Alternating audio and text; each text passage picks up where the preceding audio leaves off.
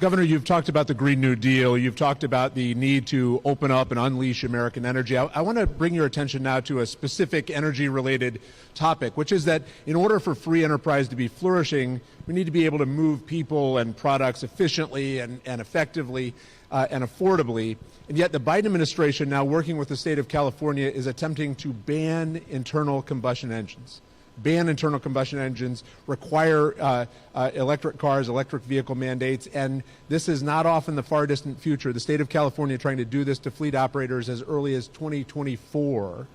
How does a DeSantis administration set this straight and put us on a better pathway?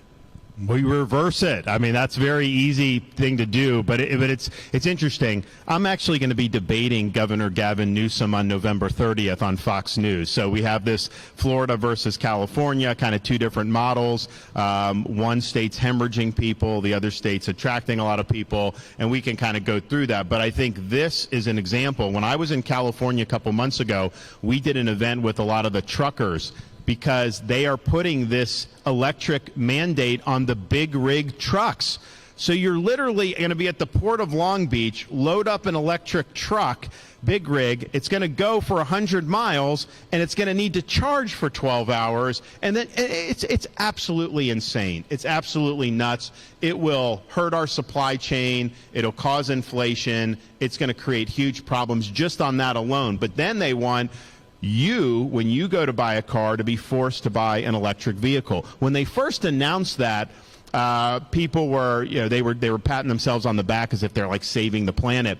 But then 2 days later, California put out an announcement and said, all electric vehicle owners in the state of California, do not plug in your electric vehicle. Our grid is over capacity. And I'm thinking to myself, you have rolling blackouts now. You're going to try to force 10 million new cars, whatever is sold in the next, to be on there when you don't have the capacity, you don't have enough reliable energy. It's a disaster. So it's also bad for the automobile industry, because people don't want these cars by and large. I mean, there's definitely a market for Elon Musk cars and stuff like that. But if you want a Ford F-150, 95% of people that want a Ford F-150 want an internal combustion engine. So if you're forcing them to do more electrical, you're just not going to end up having people that are going to want to go for that.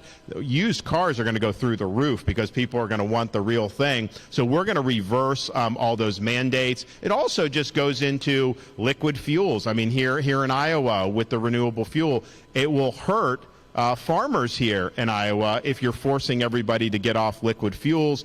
The fuel is just more reliable to have than the electric. And also, where do you get the power to do the electric vehicle? China has all these electric vehicles. People say, oh, China's the wave of the future. China's building 2 new coal plants every week. So their power is generated through coal.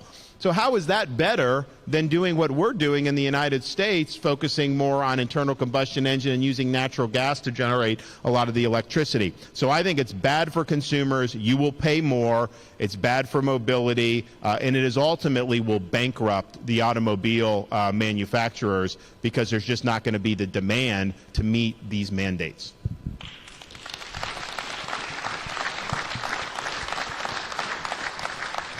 You've mentioned China, and